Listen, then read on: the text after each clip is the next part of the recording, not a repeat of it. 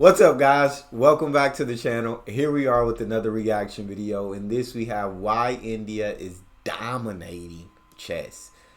What's the secret over there? What y'all got in the secret sauce?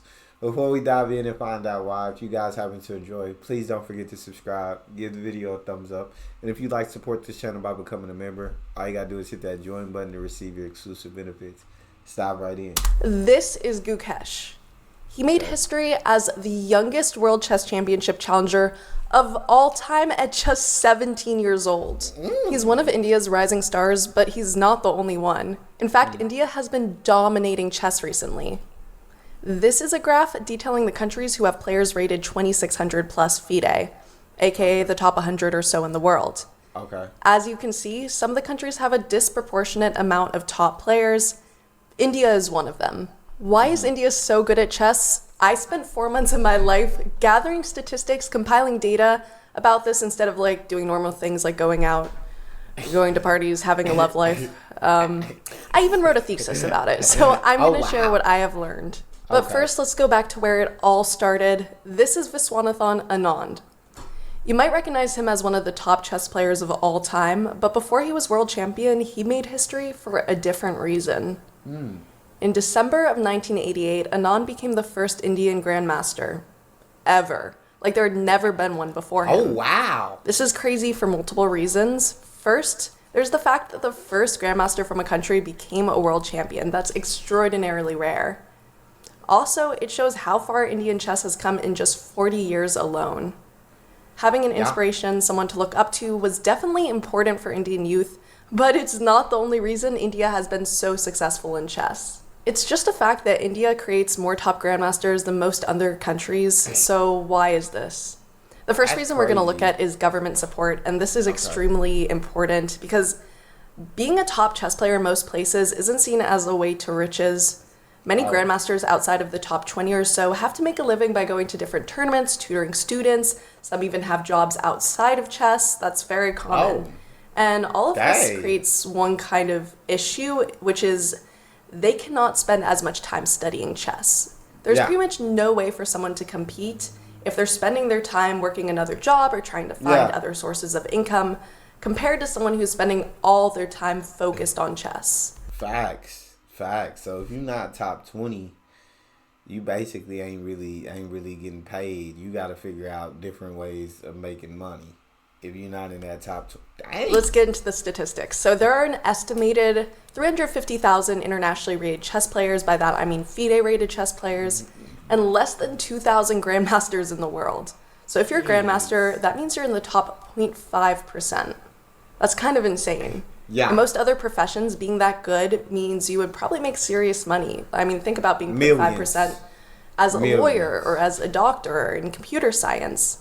If all that effort isn't always rewarded, you're less likely to have young people choose to pursue chess. This is definitely where India has an advantage on some other countries. In 2023, the All Indian Chess Federation gave their top Indian chess players the equivalent of $36,000 so they could cover training and travel costs for the World Championship.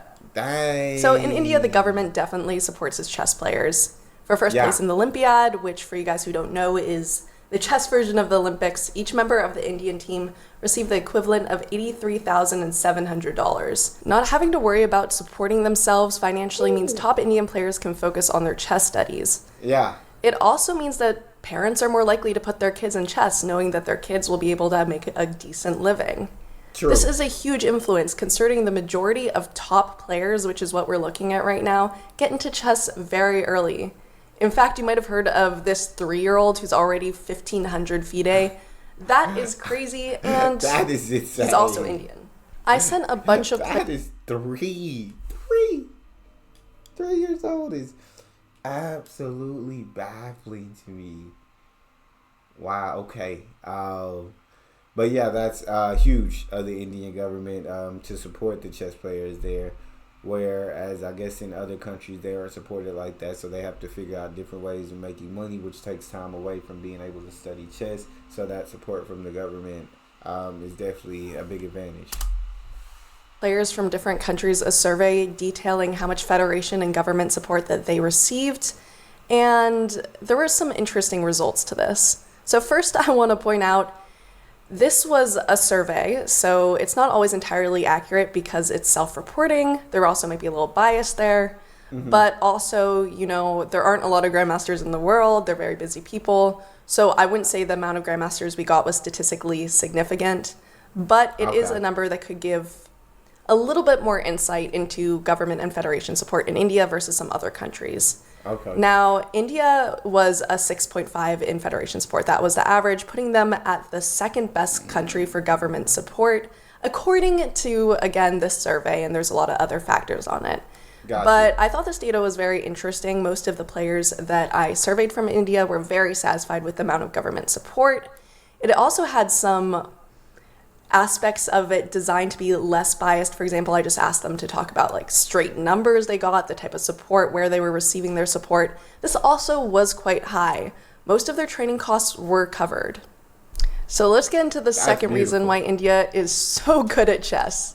Talk to me. We'll paint a picture. First, I don't know if you've heard this, but there was a chess player who was recently gifted a car for being a runner-up in a major chess tournament. A car? A car? I mean, when there is a lot of prestige in a place, companies tend to follow, and with companies come sponsorships, opportunities, gifts, and there is a lot of prestige for chess in India. Okay. Just take a look at this clip. Oh my days. This For clip chess? isn't of a group of fans greeting a famous actor, but of the greeting Praggnanandhaa got after his stellar World Cup performance. With chess players treated as celebrities, it not only encourages young talent, but increases the likelihood people will put their children in chess. Yeah. While chess is popular in many other countries, having this type of fan base in countries like the US is practically unheard of. There are some other possible reasons. I never really heard like no chess players here in the US, and there might be a grandmaster. I don't know how many the US would have, but I've never really heard of them. I guess the chess isn't really as popular here. So I don't know about like World Cups and like Olympiads and Grandmasters and that. I think chess is a very intelligent game. I have never played myself. I don't even know the rules.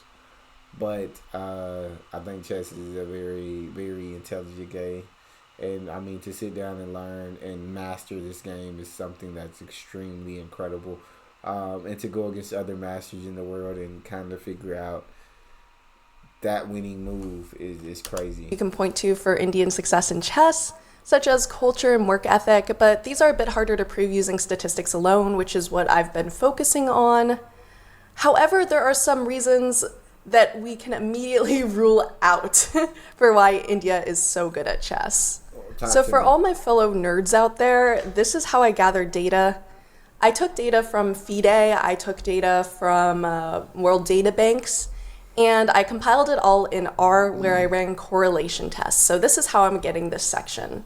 Okay. And there are a few things that I would have thought would have been correlated to these top grandmasters. So basically reasons why India is so good at chess that actually ended up being not correlated at all.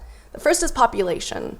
India has a huge population, and some people might say, well, there's so many players, chances are one's going to be talented enough to become a top player. With more people, you're going to end up having more top grandmasters.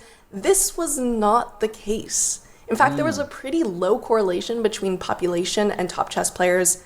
By top chess players, I looked at just 2,600 plus because that's around the top 100. While there was correlation between FIDE-rated players, so the amount of pure FIDE-rated players with grandmasters, there was not a correlation between the number of FIDE-rated players with top grandmasters. So population, the amount of people who play chess, did not have a huge enough impact or a big enough correlation to the amount of top grandmasters to explain this phenomenon. So it's Similarly, I looked at some other aspects that I thought might be related, such as access to electricity and national average income. You would think access to electricity on a widespread basis would allow for more top chess players. You'd think average income would allow parents to support their kids in chess. But again, this had little correlation. Now, I think this may be because it's not a pure numbers game.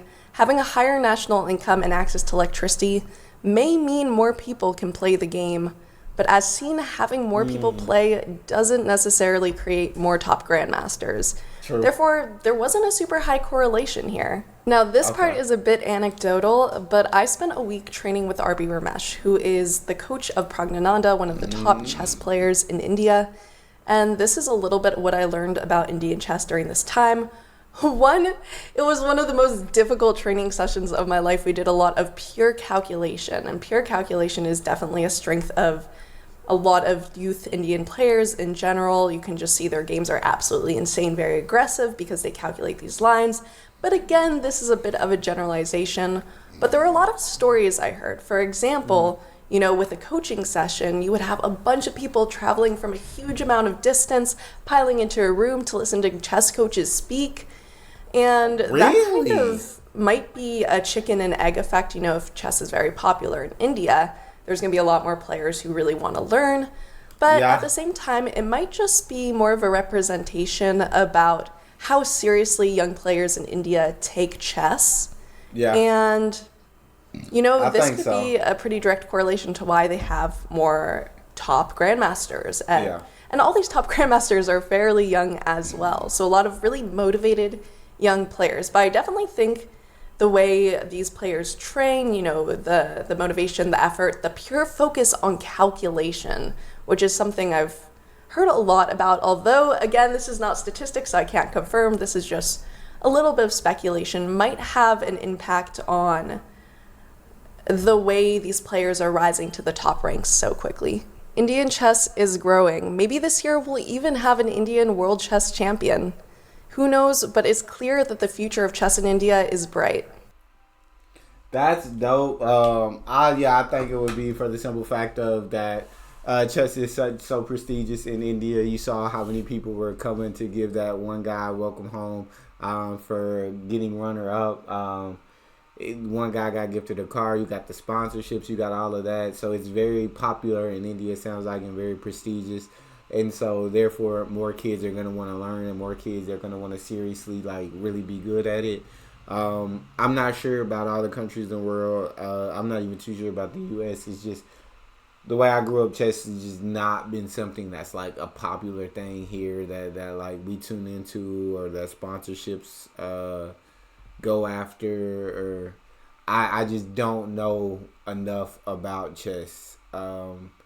And I just feel like in the U.S. it's more rare for kids to want to be able to be great at chess, and more rare for parents to like push their kids to go towards chess. So I think that the prestige it carries in India does help in the sense that, well, she said the younger people want to be great. They want to learn, but be absolutely amazing at it, and they dedicate themselves to it. And government support also definitely helps. So let me hear what you guys think about it. Very intrigued. That's all we have. You guys enjoyed. Please don't forget to subscribe. Give the video a thumbs up. Check out the next one. I'll see y'all next time.